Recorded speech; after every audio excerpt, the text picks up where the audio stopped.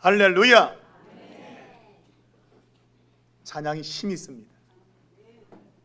반석 같은 믿음으로 이 시간 예배 드리기를 축복합니다.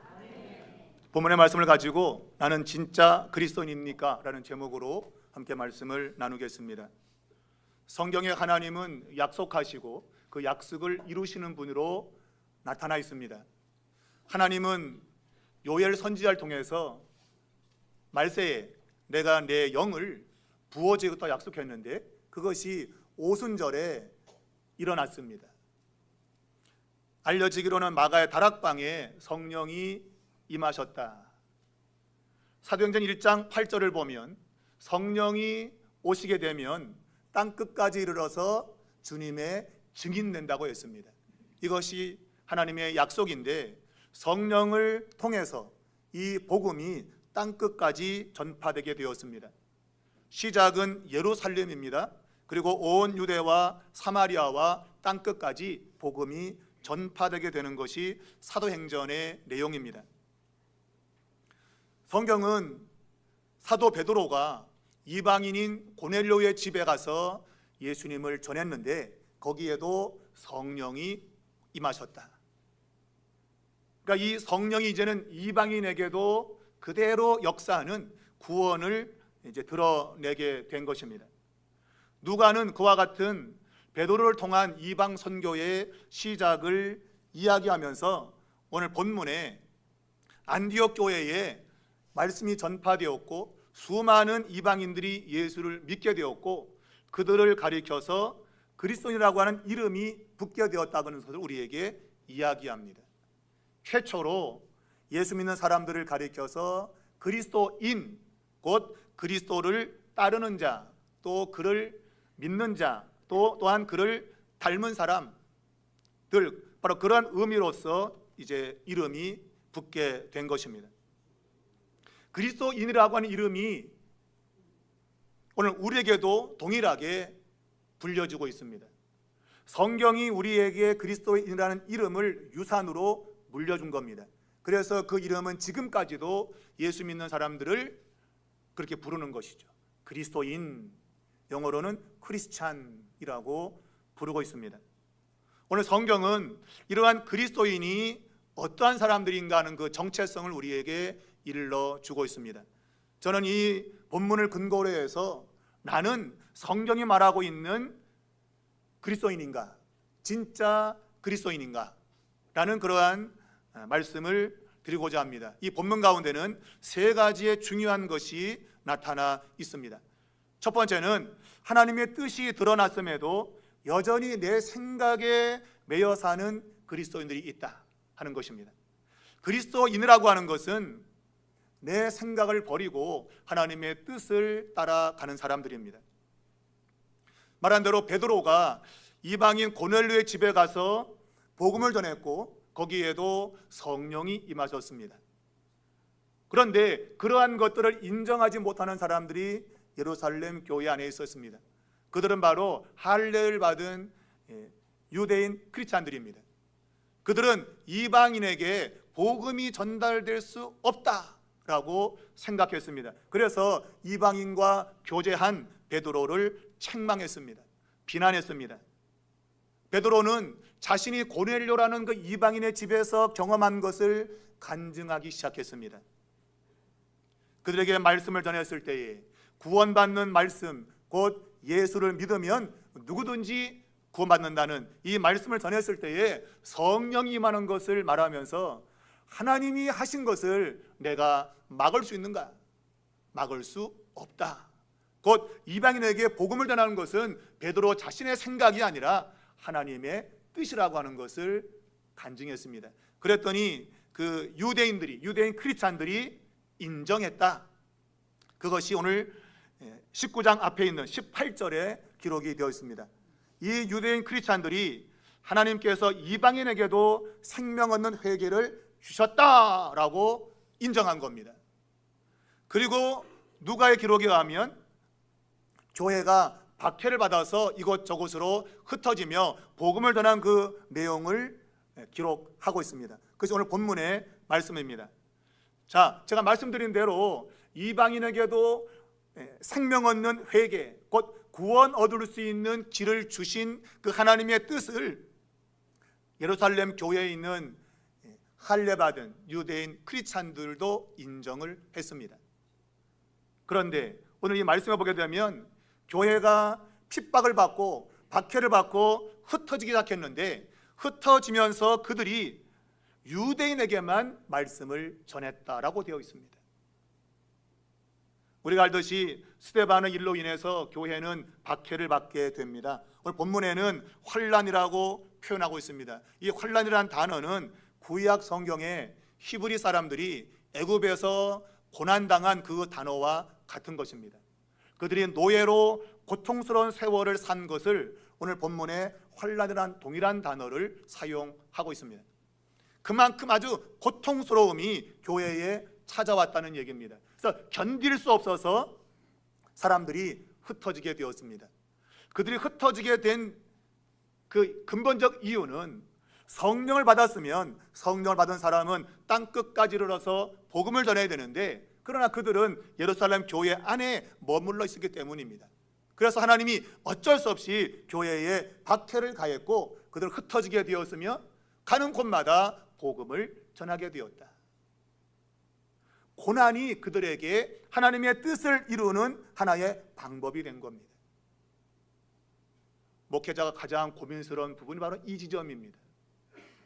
성도들이 하나님 말씀 따라 순종하며 살아가는 사람들로 기대하는 목회자인데, 그런데 성도들이 말씀 따라 살지 않고 자신의 생각대로 사는 걸 보면 안타깝다.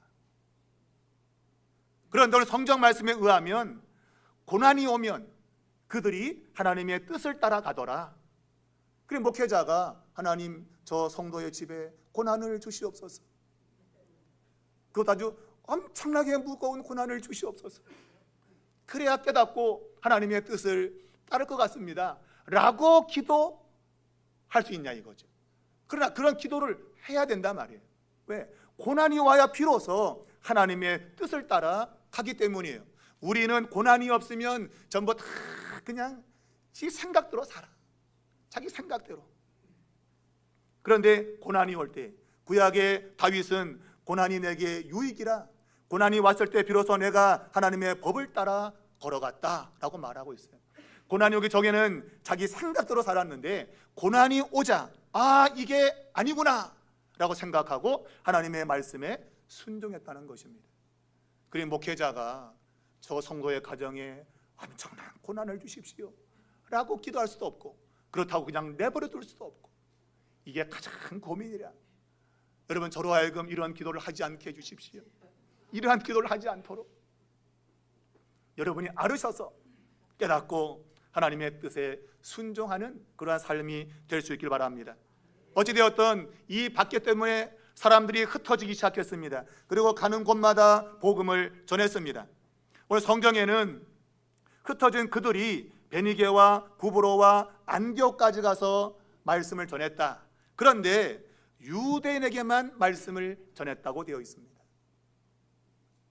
고넬료, 이방인 고넬료의 집에 복음이 전파되고 성령이 왔다는 그 소리가 우리가 11장 1절을 보면 유대에 있는 사람들에게 알려졌다고 되어 있습니다. 그러면 그 소식이 유대에만 알려졌겠습니까? 아니죠. 유대에 알려졌고 사방으로 다 알려졌을 거예요. 저 로마의 장군 백부장 집에 예수 믿는 믿음으로 인해서 성령이 왔다, 그런 소식이 다 전해졌겠죠. 그 소식을 분명히 모든 사람들이 들었을 것으로 누가는 확신했고, 그리고 19절에 이 내용을 쓰고 있는 겁니다. 분명 18절에는 하나님께서 이방인에게도 생명 얻는 회개를 주었다고 인정했는데, 그런데 19절을 들어오면 그들이 이방인에게는 여전히 복음을 전하지 않고 유대인에게만 전하는 모습을 가지고 있다. 분명 이방인도 복음을 들어야 된다고 말해놓고 이방인에게 복음을 전하지 않더라. 하나님의 뜻이라고 믿고 있으면서도 그 뜻을 따라 살지 않더라, 그런 얘기입니다. 이것이 이들만 그런가? 여러분과 저에게도 이런 일이 얼마든지 있다. 우리가 말씀을 통해서 아멘, 동의합니다, 진리입니다, 맞습니다, 옳소이다 해놓고 돌아서서는 내가 언제 그랬냐? 그 말씀을 행하지 않는 이런 모습이 여러분과 저에게도 있다. 사랑하는 여러분, 우리가 진리를 믿고 그 말씀에 동의한다고 아멘했다면 그 말씀대로 살아야 될 줄로 믿습니다. 그리스도인들은 하나님의 뜻을 따르는 사람들입니다. 내 생각을 버리고 하나님의 뜻을 따르는 사람들입니다. 원래 이방인들은 구원에서 제외된 사람들이었는데 하나님께서 이방인에게도 구원을 주도록 문을 열어놓았다. 그런데 그걸 인정했으면서도 이방인들에게 복음을 전하지 않고 유대인에게만 전하는 이러한 불순종이 오늘 본문에 나타나고 있다. 사랑하는 여러분, 그리스도인들이라고 하는 것은 그리스도가 나의 주인 된 겁니다.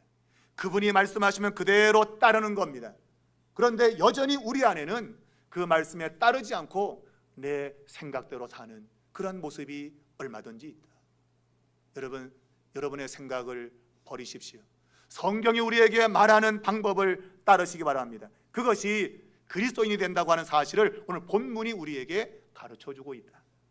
여러분과 저가 그러한 그리스도인 될 수 있기를 주의 이름으로 축복합니다. 두 번째는 이방인 선교의 뚜렷한 성공은 주의 손이 함께했기 때문이다. 오늘 성경 본문은 이 구브로와 구레네 몇 사람이 안디옥에 왔는데 그들이 헬라인에게도 말씀을 전파했다. 위에서 19절에는 많은 사람들이 유대에게만 전했는데 이 구브로와 구레네 몇 사람은 안디옥에 있는 완전 생짜배기, 여기서 헬라인은 완전히 하나님도 알지 못하고 우상 숭배하는 그런 사람들을 가리키고 있어요. 그런데 그들에게도 말씀을 전했다. 이들 구브로와 구레네 몇 사람은 헬라파 유대인들입니다. 곧 본토 팔레스타인에 살던 사람들이 아니라 이방 땅에 흩어져 살다가 오순절날 예루살렘에서 성령을 받고 예수를 믿게 된 그런 사람들인데 이 사람들은 헬라 문화에 익숙한 사람들이다. 이 사람들은 헬라어를 자유자재로 구사할 수 있는 사람들이다. 그러므로 이들이 헬라 사람들에게 말을 전하는 것은 본토백의 유대인들보다도 쉽다. 말했지만 본토에 있는 유대인들은 유대인에게만 전했어요. 우리말에 핑계 없는 무덤 없다 그러잖아요. 다 이유가 있는 거예요. 무덤에 가보세요. 내가 왜 죽었는지 알아? 다 이유가 있다니까. 감옥 가보세요. 내가 여기 왜 왔는지 알아? 다 이유가 있어. 다 이유가 있대요, 여러분. 오늘 이 사람들이 유대에게만 전하고 이 안디옥 이방인에게 복음을 전하지 않는 이유가 있어요. 그래서 1차적으로 언어가 원활하게 소통이 안 돼. 그러니까 이 유대인 크리스찬들은 말을 할 줄 아는데 언어가 소통이 잘 안 돼요. 아유, 전하기 힘들어. 여러분, 안디옥이라는 이 도시는 로마가 지배하는 그 구역 내에서 세 번째로 중요한 도시입니다. 첫 번째는 물론 로마죠. 두 번째는 알렉산드리아. 그리고 세 번째가 바로 오늘 본문에 나오는 안디옥입니다. 이것은 수리아에 있는 안디옥인데 수리아는 바로 구약의 아람이라고 하는 그런 나라에 속해 있는 겁니다. 이 안디옥은 안티오쿠스라고 하는 그 유명한 사람의 이름을 따서 지어진 건데 곳곳에 이 안디옥이라는 이름이 있는 도시가 있어요. 근데 오늘 본문의 이 도시는 아람 지역에 있는 안디옥이라는 도시입니다. 이 도시는 아주 중요한 도시, 세 번째 가는 도시예요. 자, 이 도시는 아폴로 신을 섬기는 우상의 성소가 있는 곳입니다. 그러니 이 땅은 우상 숭배가 아주 심하다. 우상 숭배가. 그러니 우상 숭배가 심한 곳에 복음을 전한다고 되겠냐? 되냐? 나름의 이유가 있는 거죠. 그래도 들을 사람에게 전해야지. 우상 숭배에 쪄들어 있는 사람들에게 복음이 증거될 수 있겠는가? 안 돼. 또 한 가지는 이 지역이 말한 대로 중요한 세 번째 도시이기 때문에 굉장히 문화가 발전된 곳입니다. 이곳에 보면 유명 철학을 가르치는 학교도 있고 또 수사학을 강의하는 학교, 그리고 의과대학도 있었다 그래요. 그리고 유명한 도서관이 있고 건축 기념물들이 많이 있고 극장도 있고 체육관도 있고 목욕탕도 있는 아주 문화가 발달되어진 그런 곳이다. 그런데 이런 곳에 복음이 전파될 수 있겠는가? 예수를 믿자는 사람들 원투가 있어요. 첫 번째는 역사학자, 두 번째는 과학자. 이 사람들이 예수 믿기가 참 어려워요. 역사를 공부한 사람들 예수 믿기 어렵습니다. 그리고 과학을 공부한 사람 예수 믿기 어려워요. 이것은 문명의 혜택을 많이 받은 사람일수록 예수 믿기 어렵다. 그런데 이 안디옥이 어떤 곳이다? 우상 숭배가 심하고 문화와 문명이 발달한 곳이다. 그러니 이런 곳에 사람이 죽었다가 살아난 이야기하면 그들이 믿겠냐? 안 믿어. 그리고 그나마 유대인들에게 전해야 하나님도 알고 그래서 먹힐 수 있지, 생짜배기 이방인에게는 안 통한다. 그래서 안전한 거예요, 여러분. 그런데 오늘 본문에는 구브로와 구레네 몇 사람이 야, 헬라인에게도 복음을 전해야 된다고 하나님이 뜻이라고 말했다. 그러니 우리는 전해야 된다. 그들이 전했다. 놀랍게도 근데 성경은 주의 손이 그들과 함께 하심에 수많은 이방인들이 믿고 교회로 들어왔다. 여러분 노자입니다 진짜. 왜? 몇 사람이 전했는데 수많은 사람이 예수를 믿었다. 여러분 이것은 놀랄 일이죠. 많은 사람이 전한 것도 아니고 몇 사람이 전했는데 수많은 사람이 예수께 돌아왔다. 믿고 돌아왔다. 여러분 아마 이들은 언어적으로도 대화가 잘 통하니까 아마 사람과의 접촉이 쉬웠을 수 있어요. 그러나 성경은 이 복음을 전한 사람들 때문에 사람들이 예수를 믿었다고 말하고 있지 않다는 사실이에요. 성경은 수많은 사람이 예수를 믿고 돌아온 이유를 이렇게 말합니다. 주의 손이 그들과 함께했다. 주님이 그들과 함께해서 몇 사람이 복음을 전했지만 수많은 사람이 믿고 돌아온 것이다. 여러분, 하나님의 역사는 우리의 능력에 달려있지 않습니다. 나의 재능이나 나의 환경이나 여건에 달려있지 않습니다. 하나님의 역사는 주님의 손에 달려있는 거예요. 하나님의 일은 하나님 그분 자신이 하는 거예요. 오직 우리에게 필요한 것은 믿음이다. 믿음이다. 우리가 믿고 하면 역사가 있다. 소수의 사람이 전했지만 수많은 사람이 예수를 믿었다. 이것은 하나님의 역사인 것입니다. 사람들은 자신이 가지고 있는 것, 또 배운 것, 소유한 것 이런 것 보고 판단합니다. 아, 이것 갖고는 안 돼, 할 수 없어 라고 말합니다. 여러 가지 핑계를 대고 변명을 합니다. 이래서 안 되고 저래서 안 되고. 성경은 우리가 가지고 있는 것과 전혀 상관없이 하나님의 뜻이면 믿음으로 할 때 역사는 일어난다. 여러분 이것이 너무나도 중요한 겁니다. 오늘 그리스도라고 믿는 사람들 가운데 자신의 생각으로 하나님의 능력을 제한시킨 사람이 많습니다. 내가 생각해 보니까 이건 안 될 것 같아요. 그건 안 돼요, 안 돼.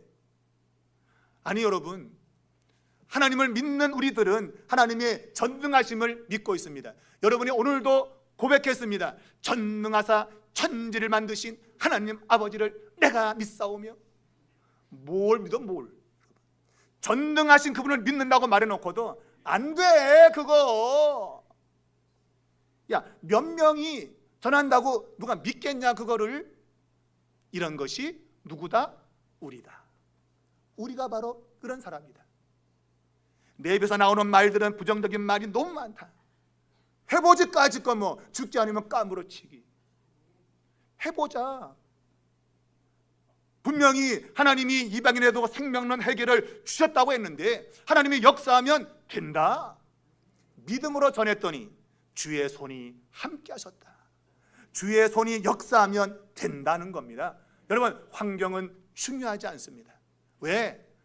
성경에 하나님은 그분이 문을 열면 닫을 자가 없고 그분이 문을 닫으면 열 자가 없다고 했단 말이에요. 여러분 인생에서 뭐가 막힌 것이 있어요? 아유, 내가 타고날 때보다 나는 팔자가 사나워. 우리 아버지 완전 그냥 인생 밑바닥이야. 그 나는 흙수저야. 안 돼, 안 돼. 하나님이 문을 열면 닫을 자가 없다고 했는데 하나님이 여러분의 인생의 문을 열 수 있다고 믿어야 됩니다. 그것이 우리의 믿음입니다, 여러분. 환경 따라서 이성적으로 생각하는 건 아까 말했지만 역사학자나 과학자가 하는 거예요. 그거는 이성적으로 따져갖고 죽은 자가 어떻게 살아나? 불가능해. 그런 건 없어. 그거는 믿지 않는 자들이 갖고 있는 자기의 믿음이에요. 그것도 여러분, 그것도 믿음입니다. 그 사람들의. 우리는 그거 아니고 죽은 자가 살아난다. 하나님이 문을 열면 닫을 자가 없다 했는데 오늘 그 문을 하나님이 여셨단 말입니다. 우상 숭배가 심하고 문화가 그렇게 발전된 그곳에 복음이 전파될리 만무하다고 핑계를 댔지만 그러나 하나님은 그곳에 문을 여셨다. 그리고 수많은 사람이 예수를 믿고 돌아왔다는 겁니다. 여러분, 하나님은 지금도 우리 인생의 문을 여실 수 있습니다. 여러분이 아무리 닫혔다고 생각한 그 문도 하나님이 열면 되는 겁니다. 그러므로 우리는 믿음을 가져야 된다. 믿음을. 여러분, 이 소수의 사람들은 믿음으로 전한 것입니다. 다수의 사람들이 유대인에게만 전한다고 했지만 아니야, 우리는 헬라인에게도 전할 거야. 왜? 이미 앞에서 이방인도 구원된다고 하는 것을 인정했지 않느냐. 하나님이 했다고 인정했으니 우리는 전한다. 그럴 때 수많은 사람이 예수를 믿고 구원을 받게 되었다. 여러분이 믿음을 가지고 있다면 여러분의 인생도 이렇게 활짝 열릴 줄 믿으시기 바랍니다. 그냥 묶여 살지 마십시오. 내 생각으로 내 스스로를 묶지 마십시오. 하나님은 여러분의 인생을 여시기 원합니다. 안 되는 게 안 되는 게. 안 되는 게 어딨니? 대한민국에서 안 되는 거 없습니다. 여러분. 믿음을 가지면 된다. 이것이 오늘 성경의 약속이다. 여러분 믿으시기 바랍니다. 하나님의 능력은 우리가 제한할 수 없습니다. 성경 하나님을 여러분이 믿으신다면 여러분의 인생의 문을 활짝 열려질 줄로 믿습니다. 마지막 세 번째는 이름만 그리스도인이 아니라 삶의 모습이 그리스도인이어야 된다. 이름만, 무늬만, 명목상 그리스도인. 자기 스스로 그리스도인을 말하지만 실제로 성경에 말하고 있는 그리스도인이 아닌 그런 사람들이 있을 수 있다. 오늘 안디옥에 보면 많은 이방인이 예수를 믿고 교회에 들어왔습니다. 이 소식이 예루살렘 교회에 알려졌다고 성경이 말하고 있습니다. 그러면 이 예루살렘 교회에서 사람을 보내어서 정말 이방인에게도 정말 복음이 전파되고 구원받았는지 확인을 해야 됩니다. 진짜인지 가짜인지. 이미 8장에서는 사마리아 동네에 복음이 전파되어서 그때 베드로와 요한이 갔었습니다. 그것이 사도들이 할 일이었습니다. 그런데 오늘 본문에는 예루살렘 교회가 사람을 보내었다라고 되어 있습니다. 근데 그가 누구냐? 바나바라는 사람이다. 원래는 사도들이 가야 되는데 사마리아에 갔던 베드로나 요한을 위시한 사도들이 가야 되는데 아마 그때 사도들이 예루살렘 교회에 있지 않은 걸로 보인다. 있었다면 갔겠죠. 그러나 베드로가 고넬료 집에 가서 복음을 전하고 또 빌립이 또 사마리아 가서 전하고 인근 지역에 가서 복음을 전파해서 교회가 세워졌으니 사도들이 예루살렘에만 앉아 있을 수 없다. 순회하며 방문하며 사람들에게 말씀을 전하는 그런 일 때문에 예루살렘 교회 안에 사도들이 없었다. 그러면 야, 사도들 없어. 안 돼. 못 가. 이게 아니라 예루살렘 교회는 바나바를 보냈다. 이 말은 바나바가 사도들 만한 역량을 가지고 있다 이거예요. 사도들이 가야 되는데 바나바가 갔다. 이것은 바나바에게 그만한 역량이 있다는 것을 말하고 있습니다. 훗날 이 바나바가 안디옥의 교인들을 바울과 더불어서 1년 동안 가르쳤는데 그들의 가르침을 받은 안디옥 교인들이 그리스도인이 되었다. 그렇다면 그들을 그리스도인 되게 만든 바나바도 그리스도인이 틀림없다. 그렇다면 도대체 이 바나바라는 인물을 통해서 우리는 누가 그리스도인가를 알 수 있는 것이죠. 여러분, 바나바를 가리켜 성경이 뭐라고 말합니까? 성령과 믿음이 충만한 사람이다. 이것은 7장에 나오는 7 집사들이 갖고 있었던 항목입니다. 교회 일꾼을 세울 때에 누굴 세웠는가? 믿음과 성령이 충만한 사람을 세웠다. 근데 그들 모두는 다 헬라파 그리스도인들이다. 근데 오늘 이 바나바는 그런 7사람에게 속하지 않았지만, 그러나 그는 예루살렘 교회를 대표해서 갈 수 있는 사람이었다. 교회 안에 보면 목사님만 물고 늘어진 사람이 있어. 맨날 목사님이 오셔야 됩니다. 목사님이 기도해 주셔야 됩니다. 목사님이 해야 됩니다. 목사님. 목사가 없으면 어떡하려고? 그럼 교회는 죽습니까? 아니다. 그리스도인은 사도들이 없어도 그 역량을 감당할 수 있는 사람이다. 바나바처럼 믿음과 성령이 충만하면 된다. 믿음과 성령이 충만하면 하나님의 일을 얼마든지 할 수 있다. 우리의 삼일교회가 그리스도인으로 가득 찬 교회가 되기 위해서는 목회자가 없이도 교회가 굴러가야 된다. 목회자가 없어도 교회가 굴러가야 된다. 목사님이 없으면 어떻게 아무것도 못해 손 놓고 있는가? 그럴 수 없다. 여러분에게 믿음과 성령이 충만했을 바랍니다. 믿음과 성령이 충만하면 사도들이 없어도 하나님의 일을 할 수 있다. 이것이 그리스도인이다. 그리스도인은 그리스도가 보낸 사람이란 뜻입니다. 그리스도의 대사로 파송되어서 그리스도의 일을 감당하는 사람들입니다. 그러니 여러분, 바나바처럼 믿음과 성령이 충만해져서 목회자가 없어도 우리 교회는 굴러간다. 각자에게 주어진 일들을 감당할 수 있다. 여러분, 그러한 교회가 될 수 있기를 바랍니다. 오늘 본문에는 또 이 바나바가 사울을 데려와서, 다소에 있는 사울을 데려와서 1년 동안 안디옥 교회 교인들을 가르쳤다고 되어 있습니다. 여러분, 어떤 사람은 혼자 독불장군으로 하는 사람이 있어요. 독불장군, 혼자서 나가려고 그래요. 하나님의 일은 혼자 할 수 있는 게 결코 아니다. 바나바가 믿음과 성령이 충만해도 혼자 할 수 있는 사람이 아니다. 그래서 다소에 있는 사울을 데려다가 함께 안디옥 교인들을 가르쳤다. 이 말은 함께 할 수 있는 사람, 이 사람이 그리스도인이다. 어떤 사람은 야, 너하고 나하고 안 맞아, 성격이. 이거 안 맞아, 같이 못해. 많은 사람들이 안 맞다고 해요. 안 맞다고 해. 그게 이유일 수 없습니다. 여러분, 바나바가 사울을 데려온 거, 여러분, 사울은 그 옛날에 교회를 핍박하던 사람이었습니다. 그런데 그가 변화되었다고 여러분 완전히 믿을 수 있습니까? 변화되었다고? 의심의 눈초리를 가질 수 있는 겁니다. 그런데 바나바는 사울을 데려다가 함께 안디옥 교회 교인들을 가르쳤다. 함께 한다고 하는 건 굉장히 중요한 겁니다.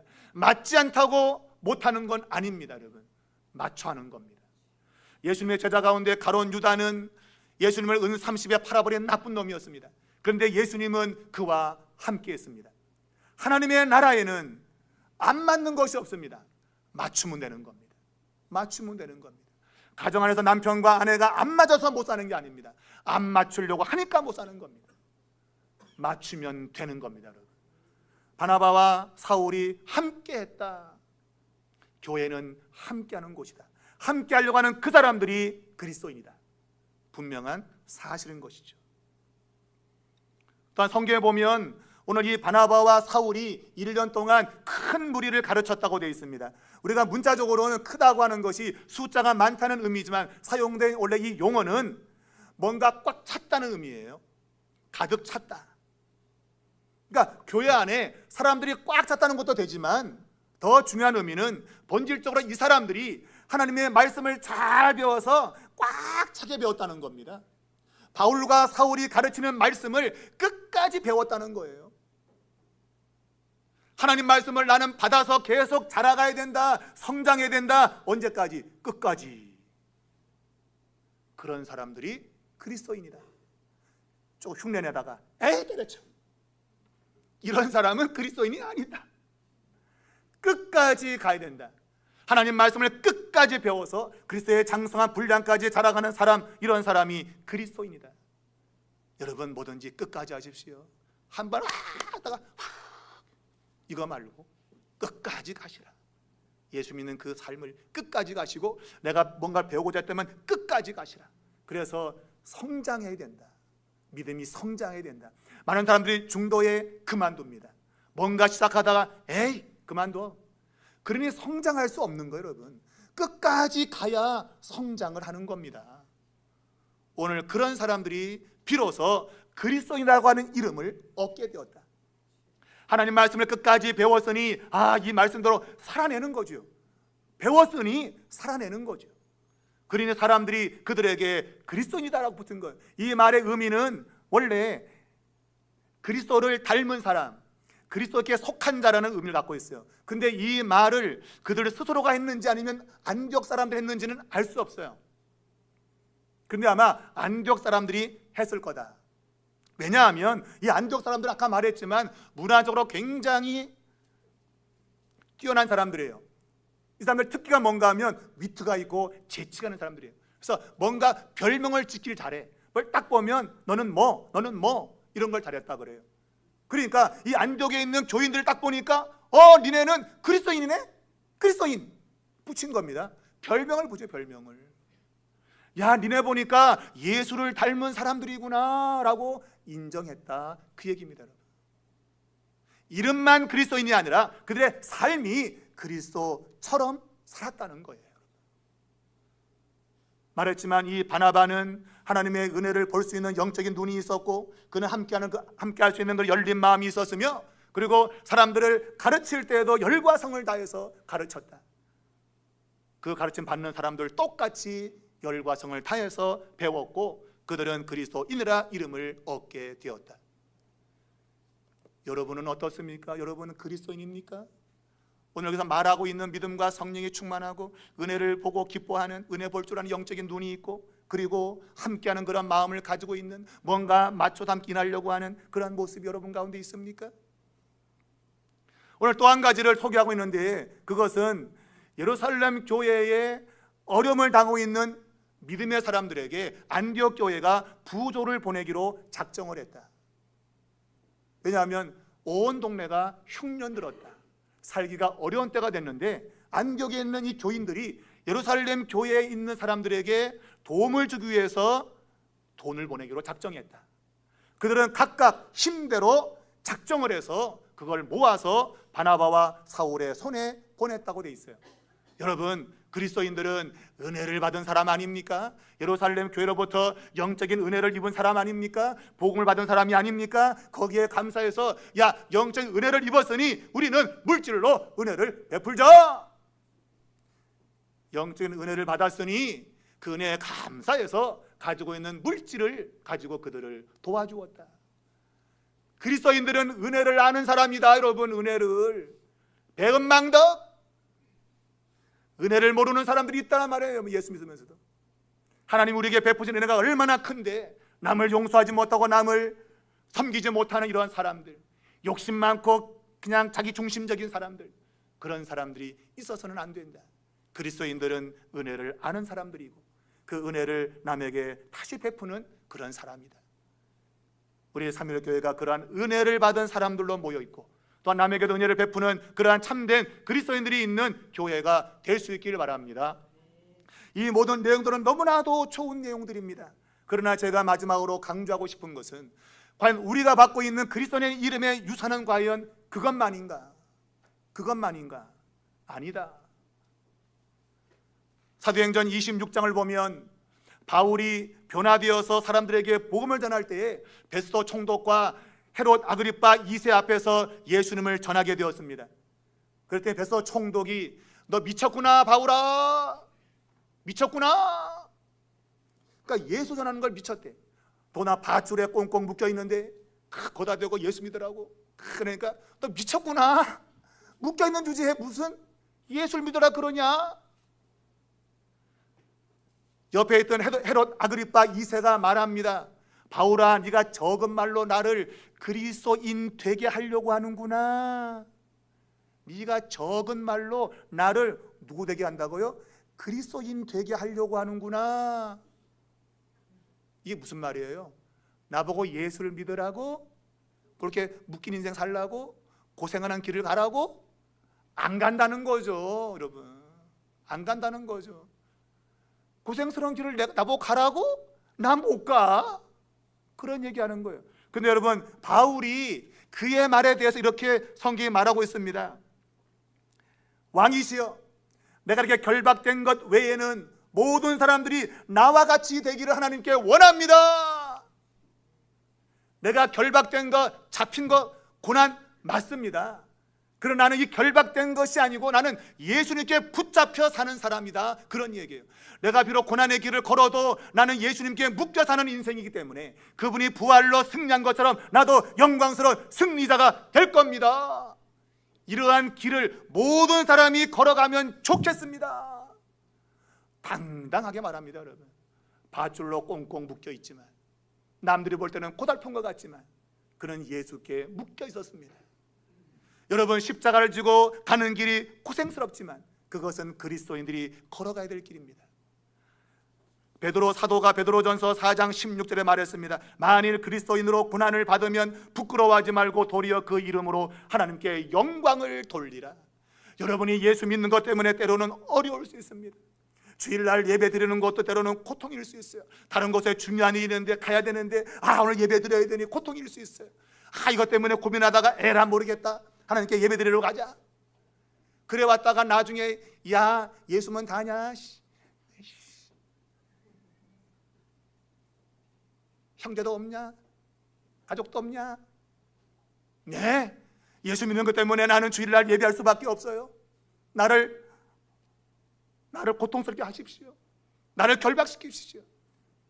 내가 고난의 길을 걷겠습니다. 그러나 나는 하나님께 매여 있고 주님께 매여 있는, 나는 성경이 말하고 있는 그리스도인으로 살겠습니다. 도리어 그런 것이 올 때 성경은 하나님께 영광을 돌리라고 되어 있습니다. 내가 예수님의 이름으로 길을 걷다가 사람들이 내게 고난을 줄 때 도리어 기뻐하라고. 이것이 성경이 우리에게 물려준 그리스도인의 이름이라는 유산이란 말입니다. 근데 우리는 그런 걸 싫어하고 있다. 나 안 해, 그거 안 해. 사랑하는 여러분, 나는 진짜 그리스도인입니까? 예수를 따르는 사람입니까? 성경 우리가 진짜 그리스도인인지 질문하고 있습니다. 오늘 말씀에서도 안디옥 교인이 그리스도인이란 그 이름이 붙었는데 과연 내게도 그런 이름이 붙을 수 있는가? 질문하고 있다. 김인식이라고 하는 찬양 사역자가 나는 진짜 그리스도인인가라는 노래를 부른 것이 있습니다. 방송 좀 틀어주시기 바랍니다. 우리가 이 찬양을 들으면서 하나님께 기도하면 좋겠습니다. 여러분, 이 노래의 가사에 보면 내가 진짜 그리스도인인가? 내가 진짜 그리스도인 맞나? 나는 진짜 주를 사랑하는 자인가? 내가 진짜 그리스도인인가? 죄와 벗삼아 살면서 회개의 신앙을 잃고 내 중심적인 삶을 살아 하나님과 멀어질 때다. 어찌 진짜 내가 됐습니다.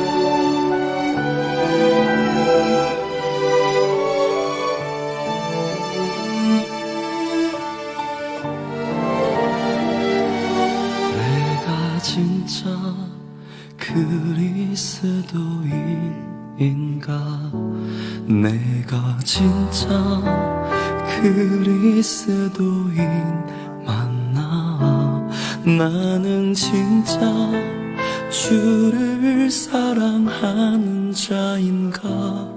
내가 진짜 그리스도인인가?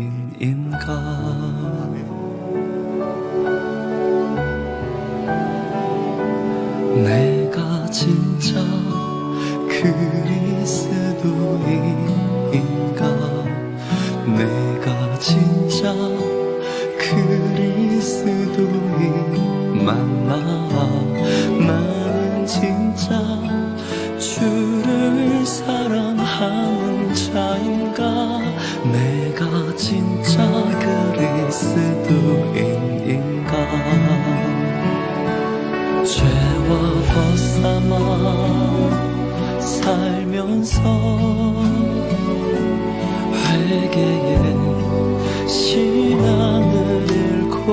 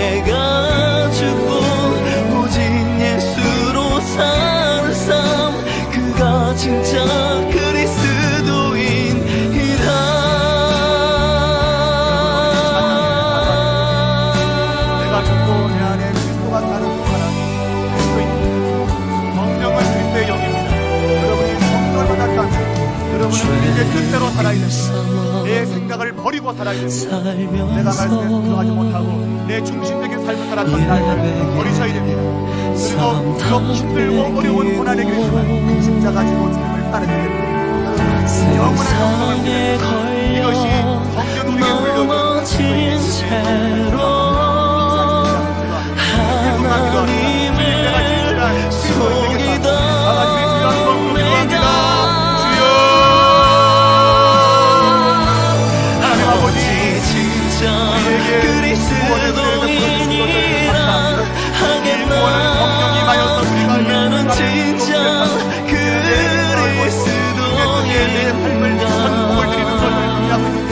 주님의 은혜로 내 욕심대로 살았네 주님 나를 용서하소서 나를 누가 그리스도인이라 하겠나 나는 진짜 그리스도인가 내 안에 내가 죽고 오직 예수로 사는 삶 그가 진짜 그리스도인 맞습니까? 나는 정말 예수님이 나의 구주가 되고 나는 살아도 주를 위해 살고 죽어도 주를 위해 죽는 그런 사람입니까? 이 시간 성령님 우리에게 믿음을 주사 이제 우리의 삶이 전폭을 주님께 맡기고 의지하는 삶이 되게 도와주시고 비록 고난이 내게 찾아와도 기쁘게 주님의 이름을 위하여 주님의 뒤를 따르는 진실한 참으로 진짜 그리스도로 살게 하여 주시옵소서. 예수님의 이름으로 간절히 기도하옵나이다. 아멘.